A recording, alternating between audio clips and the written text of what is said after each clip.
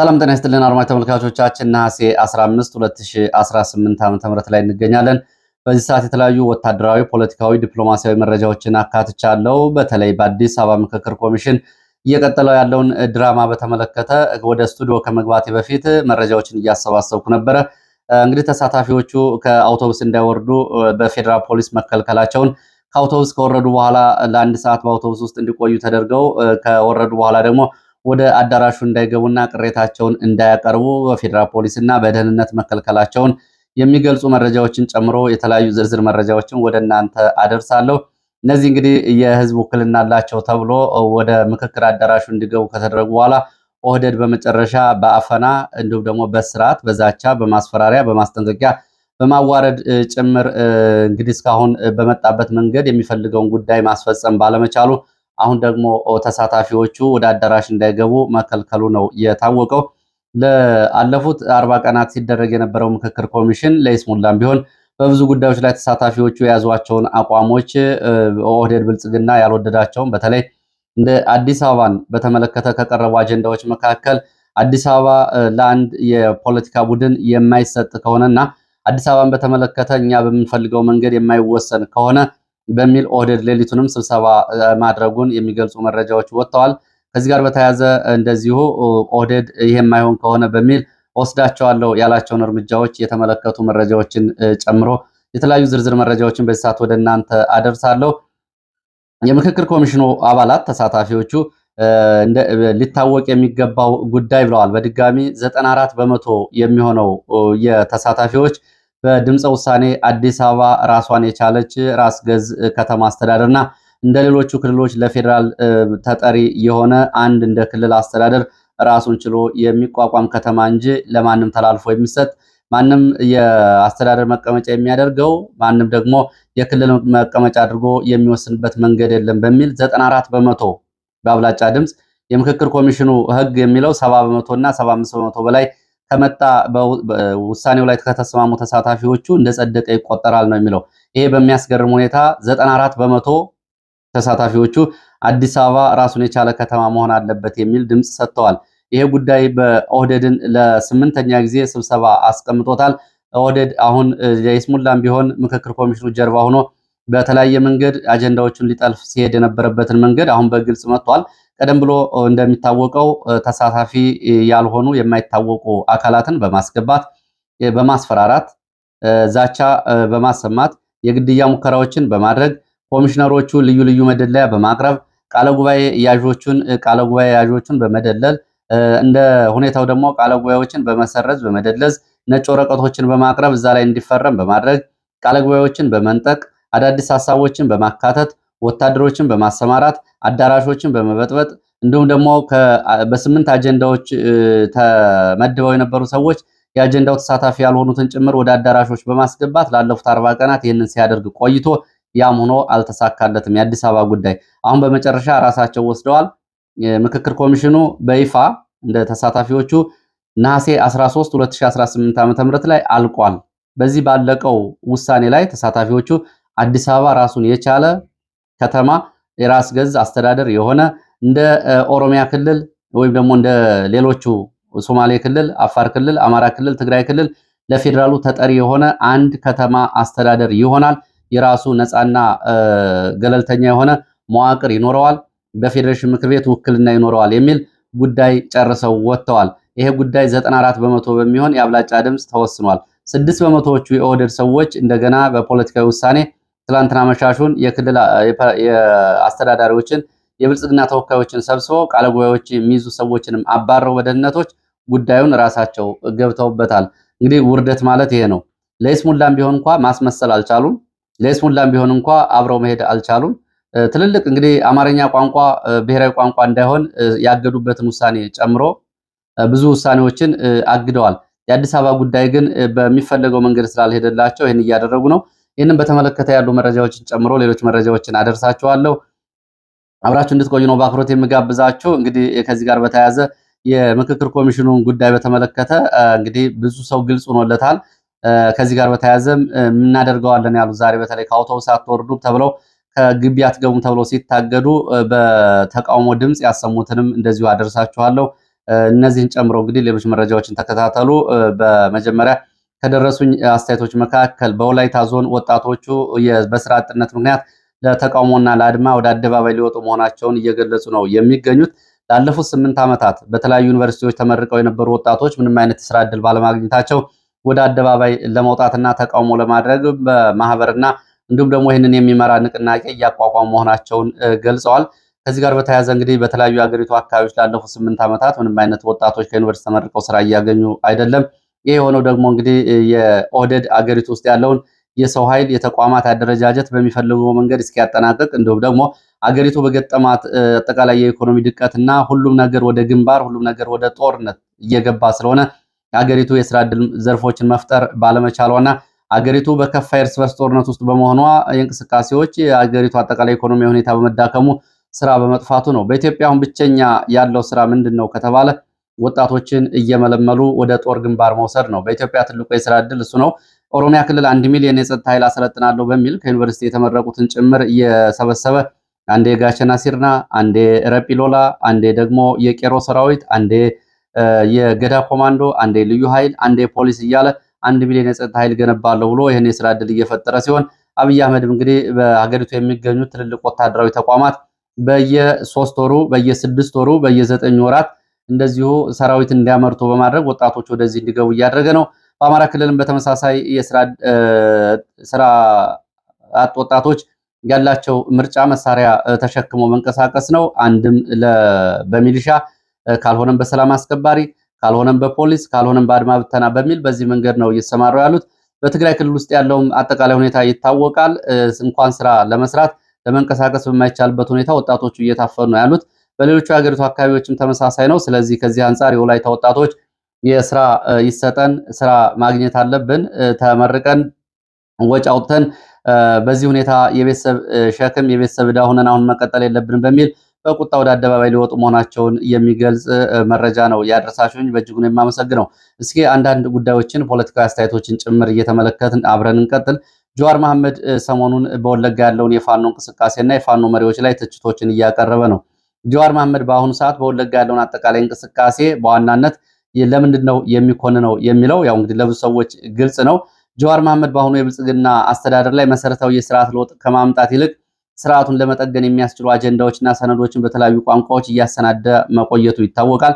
ከዚህ አንጻር በኢትዮጵያ ውስጥ ስር ነቀል የፖለቲካ ለውጥ እንዳይመጣ እንግዲህ ያው ፊት ለፊት ከአብይ አህመድና ከለውጡን አምጥቻለሁ ለውጡን አክስራችኋል በሚል የተወሰነ ቅያሜ ውስጥ ቢገባም በመሰረታዊነት ግን ይሄ ለውጥ አሁን ካለው የኦህዴድ እጅ ወጥቶ ወይም ደግሞ የኦሮሞ የፖለቲካ ኃይል ወጥቶ በሌሎች ኢትዮጵያውያን በኩልነት የሚከፋፈል ከሆነ የሀገሪቱ አስተዳደር ጀዋር ደስተኛ አይሆንም። ይህንን በተደጋጋሚ ገልጾታል።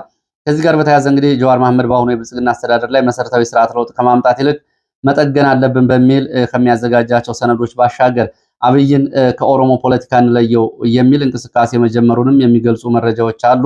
ከዚህ ጋር በተያያዘ በቄሮ ትግል የመጣው ፖለቲካ ለውጥ አብይ አህመድ አምክኖብኛል በሚል አብይ አህመድን ብናባረረውና በሌሎቹ የኦሮሞ ሰዎች እንዲሁም ደግሞ እሱ በሚፈልገው መንገድ ወደፊት ማስቀጠል ይቻላል የሚለውን አመኔታ ይዞ እየሰራ ያለ ሲሆን ለዚህም እንግዲህ በተለይ የአማራውን እንቅስቃሴ የኦሮሞ የፖለቲካ ኃይሎችና ወጣቶች ባሉታዊ መንገድ እንዲመለከቱት ቅስቀሳ እያደረገ ነው የሚገኘው።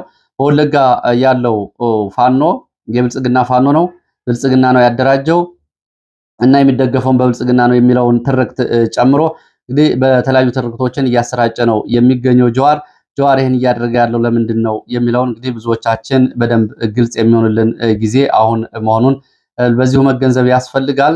ትላንትና የፋኖ ቃል አቀባይ ፋኖ አስረስ ማረን ጨምሮ በሌሎቹ የወለጋ ፋኖና አደረጃጀቶች ጉዳይ ጀዋር እያቀረባቸው ያሉት ትችቶች መሰረታዊ የፖለቲካ እይታቸው ወደየት ይወስዳል? ከዚህ ጋር በተያያዘ በወለጋ በአሩሲ በሌሎች አካባቢዎች የሚኖረው አማራ ማህበረሰብ ጀዋር እየፈጠሯቸው ያሉ የፖለቲካ ትርክቶችና እንቅስቃሴዎችን ተከትሎ ለሚመጣ ለሚችል አደጋ ጥንቃቄ ማድረግ አለበት ነው እየተባለ ያለው። እንግዲህ የመጀመሪያው መሰረታዊ ችግር የአማራ ፖለቲካ አልፎ ያጁን ሁሉ የና በሚል የሚያካትትበት እንዲሁም ደግሞ ውስጣዊ ጥንካሬውና ውስጣዊ አንድነቱን ሳያጠናቅቅ የሄደ ሌሎቹ በሩን ከፍቶ የሄደ ሌሎቹ የሚገባበት መንገድ ለዚህ ተጋላጭ አድርጎታል። ነጀዋርም የህወሓት አፈቀላጤዎችም ጭምር በአማራ ፖለቲካ ላይ እንደፈለጉ እንዲገቡ ትዕዛዝ እንዲሰጡ እንዲፈተፍቱ ተዋቸው የኛ አጋር ናቸው በሚል ውስጣዊ አንድነቱን ሳያጠናክር ሄዶ እንግዲህ እነሱን ሲንከባከብ እንዲሁም ደግሞ ወደ ሜዳውና ወደ ሚዲያው ሲያስገባ የነበረው ኃይል ለዚህ እንግዲህ ተጠያቂ ነው የሚሆነው። ጀዋር መሐመድ ታስታውሱ ከሆነ 2008 ዓ.ም ጎንደር ሰላማዊ ሰልፍ ሲደረግ ሐምሌ 24 በጎንደር ሰልፍ የተደረገው እነሱ መሳሪያ ስላላቸው ነው፣ እኛ ግን አደባባይ ስንወጣ እንገደላለን በሚል ነበር ቃል በቃል እየጻፈው። በወቅቱ የተደረገውን ተቃውሞ ሰልፍ አልጀዚራን ጨምሮ በአዎንታዊነት ሲመለከቱት፣ ጀዋር ግን ቃል በቃል ይህን ነበር የተናገረው። ከዛ በኋላ ጀዋር ምን እያደረገ ነው የመጣው የሚለውን እንግዲህ ለሁላችንም ግልጽ ነው። በጀዋርና በአብይ አህመድ መካከል አሁን አለመከባበር አለ። በዚህ ምክንያት ጀዋር የተቀየመ ቢመስልም ያለውና ይህንን ስርዓት ግን ከኦሮሞ ኃይል እንዲወጣ ይፈልጋል ብሎ ማሰብ ግን ዘበት ነው። ይህ መታወቅ አለበት። ሌሎቹም እንግዲህ የህዋት አፈቀላጤዎችም አሁን የአማራውን ትግል እንደ ሽፋን በመጠቀም ጥቅሞቻችን እናስከብራለን ብለው በሚርመሰመሱበት በዚህ ሰዓት እንደዚህ አይነት ጥንቃቄዎችን አለመውሰድ የሚያስከፍለው ዋጋ በቀላል አይደለም፣ እየታየ ነው ያለው። አሁን ወለጋ ያለውን ፋኖ እንግዲህ ወለጋ ያለው እውነተኛ የተፈጥሮ ራሱን የመከላከል መብት አድርጎ እህቱ እንዳትደፈር፣ እናቱ እንዳትታረድ፣ እንዳይፈናቀሉ እየታገለ ያለውን ፋኖ የብልጽግና ፋኖ ነው ብሎ ትርክት መፍጠር አደገኛነቱ ምን ያክል እንደሆነ ግልጽ ነው። ይሄ ለኦሮሞ ፖለቲካ ሲሆን ደግሞ ክብደቱ የተለየ ይሆናል። ይህን እያደረጉ ያሉት ለምንድን ነው ከተባለ ወለጋ ላይ በተደጋጋሚ የደረሰባቸውን የኃይል ሚዛንና ወለጋ ውስጥ ያለው አማራ ልክ አርሲ ውስጥ እየሞተ እንዳለው ለምን ዝም ብሎ ቆሞ አልሞተም፣ ለምንፈልገው መንገድ ለምን አልጨፈጨፍ ነው የሚል ቁጭት ነው ይህንን እያደረገ ያለው። ወለጋ እንግዲህ ለሁለት ቀናት አድማጭ ተመልካቾች እንደምታስታውሱ ለሁለት ቀናት አንገርጉትና አካባቢ ፋኖ ለቆ ቢንቀሳቀስ የወደመው ውድመትና የደረሰውን ኪሳራ ታስታውሳላችሁ። እነዚህ ሰዎች ጉዳያቸው ምንድነው የሚለው እንግዲህ በደንብ ግልጽ መሆን አለበት። አብሮ መስራት ያስፈልጋል። አዎ ኢትዮጵያውያን እስካሉ ድረስ አብሮ መስራት ያስፈልጋል። የጋራ ጉዳይ ያለን እስካሉ ድረስ አብሮ መስራት ያስፈልጋል። አዎ ያስፈልጋል። በምን መንገድ ትሰራለህ? ግልጽ የሆነ መንገድ ያስፈልጋል የሚለው ግን በተደጋጋሚ የዚህ ሚዲያ ኤዲቶሪያል አቋም ተደርጎ ሊታይ የሚገባው ጉዳይ ነው። ወደ አዲስ አበባ የሚወስደን መረጃ ላስከትል። እንግዲህ መነሻ ላይ እና መግቢያ ላይ በዋና ዋና ነጥቦቹን ለማቅረብ የሞከርኳቸውን ዝርዝር ነጥቦች ላቅርብ። የደህንነት አካላት ለኮሚሽኑ ቃለ ጉባኤ እንዲይዙ የተመደቡ 6 ባለሙያዎችን ከስብሰባ አዳራሽ ማስወጣታቸውን ትናንትና ማታ ታውቋል። በብሔራዊ ምክክር ኮሚሽኑ ጉባኤ በአዲስ አበባ ውሳኔ አሰጣጥና አሰራር ላይ ከፍተኛ ውዝግብ በመነሳቱ የአማራ ክልል ተወካዮች ስብሰባ ረግጠው ትላንትና ወጥተዋል። ይህንን ተከትሎ የምክክር ኮሚሽኑ የውይይት መድረክ ላይ በአዲስ አበባ ከተማ አስተዳደር ወሰን የወደፊት የፖለቲካ ሁኔታ ላይ የታየውን ልዩነት ሀሳብ ወደ ከፍተኛ ውዝግብ ማደጉን ተከትሎ የደህንነት አካላት ጣልቃ ገብተው በዚህ ሂደት አሰራር ተጥሷል በሚል የአማራ ክልል ተወካዮች ስብሰባውን ረግጠው ሲወጡ የውይይቱ ሂደት መስተጓጎሉን ተከትሎ ኦህዴድ ደህንነቶችን አሰማርቶ ነበረ። እንደ ምንጮቹ ገለጻ ከሆነ የተቀሰቀሰው እንግዲህ ውዝግብ በተለይ ረግጠው የወጡት መድረኩን 500 አባላት ባለው የስራ ቦርድ ቀርቦ የነበረው የመጀመሪያ አማራጭ ማለትም አዲስ አበባ የፌዴራል ዋና ከተማ እና ራሷን በራሷ የምታስተዳድር ከክልል ተጽዕኖ ነፃ የሆነች የምትለው ሐሳብ በስምምነት ከተያዘና 94 በመቶ የሚሆነው ተሳታፊ ከወሰነ በኋላ የኦሮሚያ ክልል ተወካዮች አዲስ አበባ የኦሮሚያ ክልል መቀመጫ መሆኗን እውቅና ይሰጠን፣ ይሄ መካተት አለበት ብለው የሐሳብ ልዩነት ይዘው እንዲመዘገብላቸው ከተደረገ በኋላ ባለፈው ረቡዕ ምሽት የቀረበውን ቅሬታ ምክንያት በማድረግ ሂደቱ ባልተለመደ መልኩ አቅጣጫውን እንዲቀይርና ሙሉ በሙሉ እንዲለወጥ መሆኑን ተሳታፊዎቹ ይህንን ገልጸዋል። የኮሚሽኑ አሰራር እንደሚያስረዳው ጉዳዩ ወደ ክልል ተወካዮች ጉባኤ መመራት ያለበት በስራ ቡድን ወይም ደግሞ ድምፅ ተሰጥቶ ከ75 በመቶ በላይ አብላጫ ድምፅ ካላገኘ ወደ ምክክር ኮሚሽኑ ይላካል። አንድ ጉዳይ ይሄንን ቃል በቃል መተዳደሪያ ደንቡ የሚለው ነው። ሆኖም ግን 70 በመቶ ማምጣት ሲያቅተው አንድ አጀንዳ 70 እስከ 75 በመቶ ማምጣት ሲያቅተው ለኮሚሽኑና ለምክክር ጉባኤ ይላካል። ተሳታፊዎቹ ከ75 በመቶ በላይ ከተስማሙ ግን በድምፅ ሳይሰጥበትና ህጋዊ ሂደቱ ሳይጠናቀቅ ጉዳዩ ወደ ቀጥታ ወደ ክልል ተወካዮች ጉባኤ እንዲመራ የሚደረገውም 70 በመቶ በታች ድምፅ ሲያመጣ ነው። እንግዲህ ይሄ 94 በመቶ ድምፅ ያመጣው አጀንዳ ወደ ክልል ጉባኤ፣ ወደ ብልጽግና፣ ወደ ምክክር ኮሚሽኑ ሊሄድ የሚችልበት ምንም ምክንያት የለም። ምክንያቱም በእነሱ መተዳደሪያ 75 በመቶ በታች ያመጣ ወይም ደግሞ 75 በመቶ በላይ ያመጣ ያልፋል ይላል። 75 በመቶ በታች ያመጣ ወደ ሌሎች ጉባኤዎች ይሄዳል ለምክክር፣ ለተጨማሪ ምክክር ይላል። የአዲስ አበባ ጉዳይ 94 በመቶ ነው ያመጣው ነጥብ። ስለዚህ ይህንን ወደ የት መውሰድ ያስፈልጋል የሚለው ጉዳይ ከታየ እንግዲህ ከዚህ በኋላ ነው የኦህዴድ ጉዳይ በደንብ ግልጽ የሚሆነው። ትላንትና ሐሙስ እንግዲህ የክልል ተወካዮች በተለይ የክልል መስተዳድሮች ጭምር በዚህ ጉዳይ ላይ እንደዚሁ አስተያየት ሰጥተዋል። ከነዚህ መካከል አረጋ ከበደ የሚገጥመውን ያውቃል። ምክንያቱም ተሳታፊዎቹ እዛው ላይ ቃል በቃል ያሉት እንዲህ ከሆነ እኛ ወደ ፋኖ እንቀላቀላለን፣ እኛ ወደ ፋኖ እንገባለን፣ ከነገ ጀምሮ ሁሉም ህዝብ የቀረው ህዝብ ወደ ፋኖ እንዲገባ እንቀሳቅሳለን ያሉት የአማራ ክልል ተወካዮች ትላንትና በአዳራሹ በር ላይ፣ ዛሬም ይህን ነው የደገሙት። ይሄ በሚባልበት ሰዓት አረጋ ከበደ ጭንቅ ውስጥ በመግባቱ ይሄ ጉዳይ በይደር ይቆይ ነው፣ ይለወጥ ምናምን አይደለም ያለው፣ በይደር ይቆይ። ይሄን ግን ማታ ግን አመሻሹን ሲሰራጭ የነበረው መረጃው እንዴት ተብሎ ነው? አረጋ ከበደ አቋም ወሰደ ምናምን አይደለም፣ አቋም አይደለም የወሰደው። ሁሉም የምክክር ኮሚሽኑ ተሳታፊ ወደ ፋኖ ይቀላቀላል የሚል ተቃውሞ ድምፅ ሲመጣ የፖለቲካ የበላይነት ለመውሰድ የተደረገ እንቅስቃሴ እንጂ አረጋ ከበደ ትላንትና ኦህዴድ ብልጽግና ከጠራቸው የአዳነች አቤቤ እነ ሽመልስ አብዲሳ ጋር ተሰብስቦ ነው ያመሸው። በዚህ ሁኔታ እንግዲህ ቃለ ጉባኤ እንዲይዙ የተመደቡ 6 ሰዎችም ታፍነው ተወስደው ሰነዳቸው ቀምተዋል። ቃለ ጉባኤውን ከምክክር ኮሚሽኑ እንዲወጡ ተደርገዋል። ጥያቄ እናቀርባለን፣ ለሚዲያ እናጋልጣለን ካላችሁ የሚጠብቃችሁን ነገር እናንተ ታውቃላችሁ ነው የተባሉት። በተካሄደው ድምፅ አሰጣጥ የኦሮሚያን ጥያቄ ሶማሌ፣ አፋር፣ ደቡብ ሲዳማ ክልሎች እንዲደግፉ ማግባባት ቢደረግም ሲዳማ ክልል በሙስና የሚጠረጠሩት የክልሉ አስተዳዳሪና አንዳንድ ሰዎች ለመደገፍ ሞክረዋል። ሆኖም ሁሉም ድምፀ ታቅቦ ነው ያደረጉት። ሌሎቹ በአንጻሩ ሶማሌዎችና ሌሎች ተሳታፊዎች ደግሞ የአማራውን አቋም በመደገፍ የደቡብ ምዕራብ ኢትዮጵያ እንደ ስልጤ፣ ጉራጌ፣ ወላይታ እንዲሁም ደግሞ የደቡብ ምዕራብ ኢትዮጵያ ብሔር ብሔረሰቦች ተብሎ የሚጠሩት በርካታ ብሔረሰቦች ከአማራው ጋር እኩል አቋም ወስደዋል። በዚህ ጉዳይ ላይ እንግዲህ በተለያየ ዛቻ ያሰሟቸውና ድምፅ ይሰጡናል ብለው ኦህዴዶች አግባብተዋቸው የገቡት ድምፅ ሳይሰጧቸው ታቅቦ ነው ያደረጉት። እንግዲህ በዚህ ምክክር ኮሚሽኑ አዲስ አበባ ምክክር ሂደቱ በተመለከተ ከተሳታፊ የተገኘው የተባለው መረጃ እንግዲህ በዋናነት ነጥቦቹ ምክክር ሂደቱ መጠናቀቅ ውሳኔ እስከ ነሐሴ 13 ድረስ ባለው አጠቃላይ ሁኔታ ተሳታፊዎቹ አቋማቸውን እንደገለጹ 94 በመቶ የሚሆኑ ከፍተኛ ድምፅ አብላጫ ድምፅ አዲስ አበባ ራሷን የቻለች ነፃ መዋቅር ያላት የቀጥታ ለፌዴራል መንግስት ተጠሪ የሆነች የአንድ ክልል ተጠሪ ሳይሆን የአንድ ክልል መቀመጫ ሳይሆን ራሱን ችሎ ነፃ ክልል እንዲሆን በቃለ ጉባኤው ውስጥ አዲስ አበባ የኦሮሚያ አካል ወይም ደግሞ ልዩ ጥቅም የሚል አንቀጽ አልተካተተም። በድምፅ ብልጫ ይሄ ውድቅ ተደርጓል። ሁሉም ሊያውቀው የሚገባ የተባለው ነው።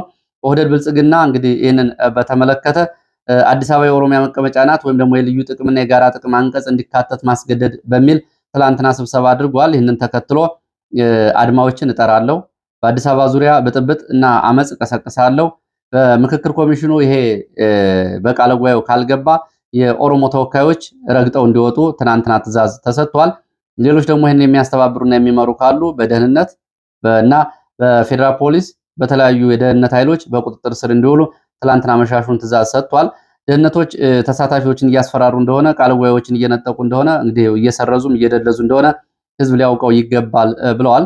በዛሬው ዕለት እንግዲህ ነሐሴ 15 ቀን 2018 በሀገራዊ ምክክር ኮሚሽኑ ምክክር መድረክ ላይ የተሳተፉ የአማራ ክልል እና የሌላ ክልል ከኦሮሚያ ክልል ውጭ ያሉ ተሳታፊዎች ቅሬታቸውን ለማቅረብ ወደ ኮንቬንሽን ማዕከል ለመግባት ሲሞክሩ በፌዴራል ፖሊስና በብሔራዊ መረጃና ደህንነት አባላት መታገዳቸውን ከአውቶቡስ እንዳይወርዱ ገልጸዋል።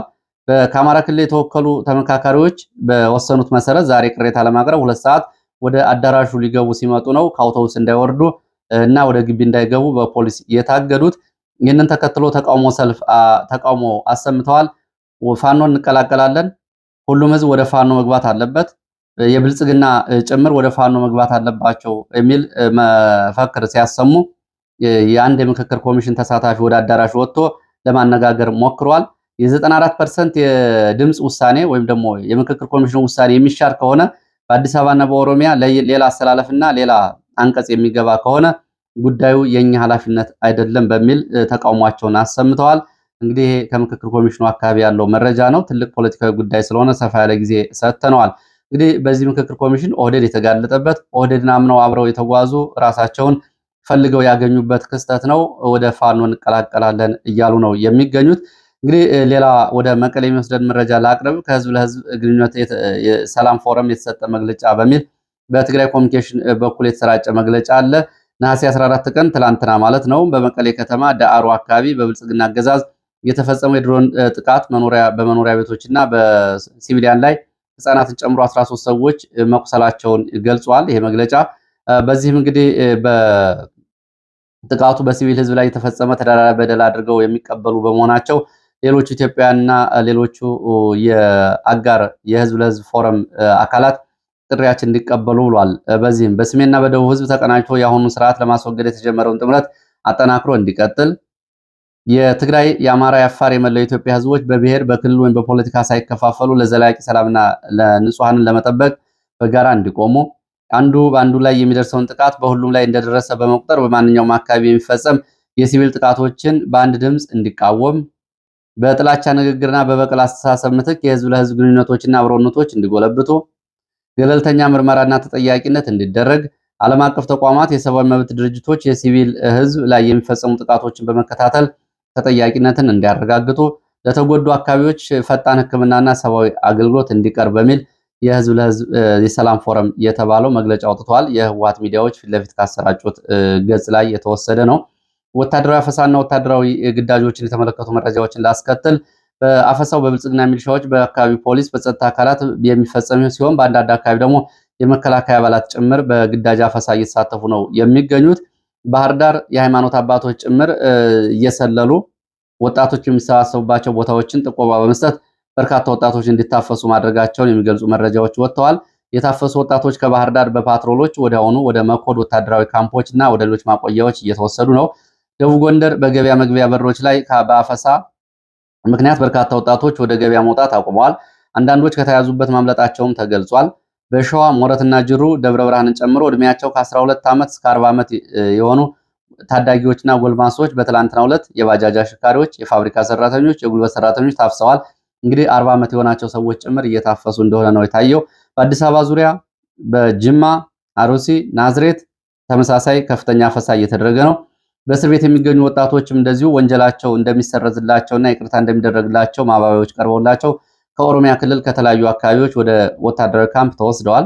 ከዚህ ጋር በተያያዘ እንግዲህ እንደ ወትሮው የጤና ምርመራና ጥብቅ የእድሜ ገደብ ወይም ደግሞ ወታደራዊ መስፈርቶች ጭምር ቀርተዋል። የተገኘውን እያፈሱ መውሰድ ነው ያለው ሁኔታ ተብሏል። ወደ ወለጋ አካባቢ ስንሄድ በወለጋ ቢደንጎሮ ወረዳ በባንክ ሰራተኞች ላይ የተፈጸመ ግድያን የተመለከተ መረጃ ደርሳለሁ።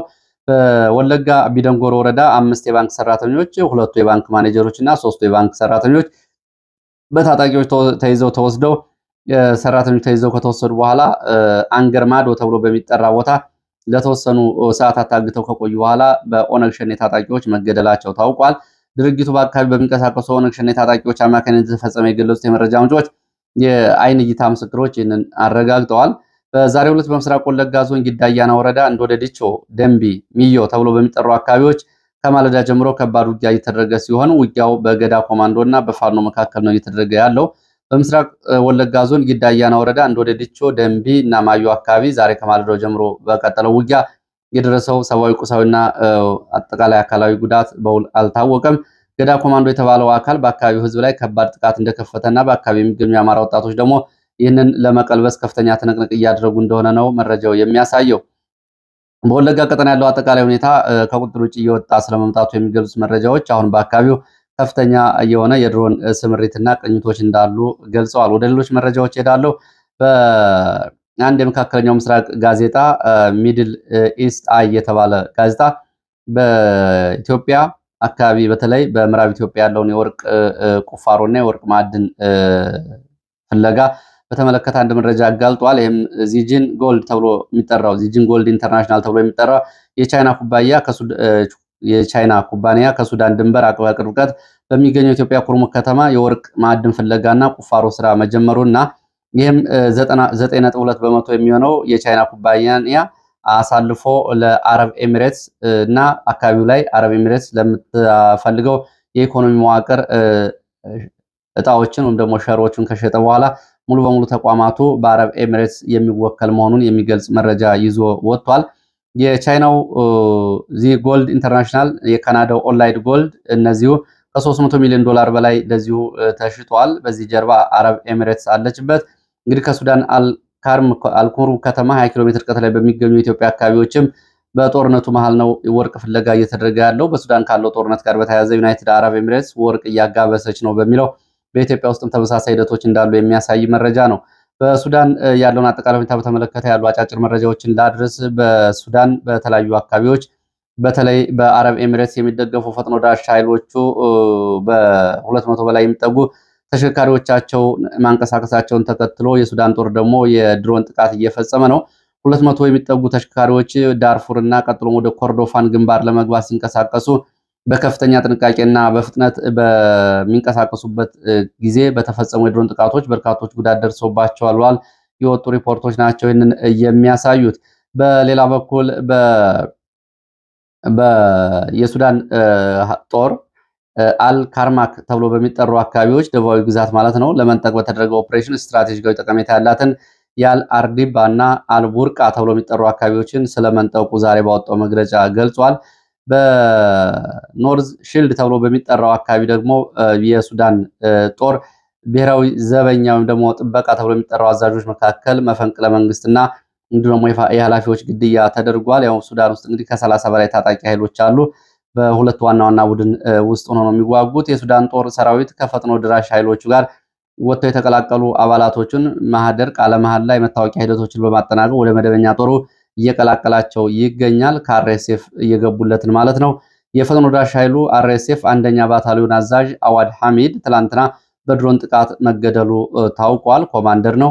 4 ወታደራዊ ተሽከርካሪዎች የጫኑ የሶማሌላንድ ኃይሎች አባላት ከሰራዊቱ በመክዳት ዛሬ ወደ ሰሜን ምስራቅ ፌዴራላዊ ግዛት በተለይ ወደ ቡሁ ድሌ ተብሎ ወደሚጠራ አቅጣጫ ሄደዋል። እንግዲህ ሶማሌላንድን ለማፍረስ ቱርክና ሞቃዲሾ እየሰሩ ባለበት ሁኔታ አሁን እስካሁን ድረስ ከ2000 በላይ ሰራዊት ወደ ሞቃዲሾ ጦር እየተቀላቀለ ነው። የሞቃዲሾ ጦር በቱርክ እየተጠናከረ ስልጠና እየሰጠው ስለሆነ ወደዛ እየሄዱ ነው እንግዲህ የሚገኙት። ሁኔታዎችን ወደፊት አብሮ የሚታይ ይሆናል። እዚህ ጀርባ እስራኤል፣ ኢትዮጵያ በአንድ በኩል፣ ቱርክና ሞቃዲሾ፣ ሳውዲ አረቢያና ፓኪስታን በሌላ በኩል ያሉበት ፍጥጫ ነው። ወደፊት እንግዲህ ጉዳዮች እያደጉ ሲመጡ በትኩረት እንከታተላቸዋለን። በኢራን የሚደገፉት የየመን ሁቲዎች በሳውዲ አረቢያ ደቡባዊ ናጅራን ክልል በሚገኝ ናጅራን አየር ማረፊያ የአራምኮ ተቋም ላይ ዛሬ ድሮን ጥቃት መፈጸማቸውን ገልጸዋል። አልሸባብ በታችኛው ሸበሌ ሙባራክ በሚገኝ የሶማሊያ ወታደራዊ ካምፕ ላይ በፈጸመው ጥቃት ቢያንስ 12 ወታደሮችን መግደሉን አስታውቋል። ቱርክ እስካሁን ከተደረጉ የጦር መሳሪያዎች ውስጥ ትልቅ የተባለው ወታደራዊ ተሽከርካሪዎች እና ቢኤምሲ ኬርፒ ተብሎ የሚጠሩትን ተሽከርካሪዎች ቴክኒካል ተሽከርካሪዎች ለሞቃዲሾ ማስረከቧ ታውቋል። እስራኤል የቱርክ ኃይሎች ራዳሮችና የአየር መከላከያ ስርዓቶች በሶሪያ ምድር ሳይዘረጉና ሳይጠናከሩ አስቀድሞ ለማክሸፍ በማለም ከቱርክ ድንበር 70 ኪሎ ሜትር ርቀት ላይ በሚገኘው አቡ አልዳሁር አየር ማረፊያ ላይ ጥቃት መፈጸሟ ታውቋል። ሳውዲ አረቢያ በጋል ሙዱግ ተብሎ በሚጠራው የሞቃዲሾ ወታደራዊ ስልጠናና ቱርክ በምታሰለጥነው ጦር ላይ 4700 የሶማሊያ ወታደሮች ስልጠና ትጥቅና ደሞዝን በወጪ በመሸፈን በሶማሊያ ውስጥ ወታደራዊ እግሯን እየተከለች መሆኗ መረጃዎች ጠቁመዋል። እንግዲህ የቀጠናው ሁኔታ በኢትዮጵያ ውስጥ ካለው ሁኔታ አንጻር ትኩረት እየተሰጠው አይደለም እንጂ አሁን ሞቃዲሾ የሚባል ሀገር የለም። ቱርክ፣ ፓኪስታንና ሳውዲ አረቢያ ተከፋፍለውታል። ሶማሌላንድን ደግሞ እንግዲህ እስራኤልና ሌሎች ዩናይትድ አረብ ኤሚሬትስን ጨምሮ አገራት ተከፋፍለውታል። በተለይ ሞቃዲሾ እየገነባቸው ያለው የቱርክ ጦር ወደፊት ቀስቱ ወደየት ይሆናል ከተባለ በቀጥታ ወደ ጅጅጋና ወደ ኢትዮጵያ ነው የሚሆነው። ታላቋ ሶማሊያ የሚል ባለ 5 ኮከብ ሰንደቅ ዓላማ ነው እያውለበለቡ የሚገኙት። ይህ እንግዲህ የዚያድ ባሬ ታሪክ ለመድገም እየተንቀሳቀሰ ነው የሚገኘው። የቀጠናው ትልቅ አደጋ ነው። ለማንኛውም ለዚህ ሰዓት የነበሩ መረጃዎች እነዚህ ናቸው። ስለተከታታዮች አመሰግናለሁ።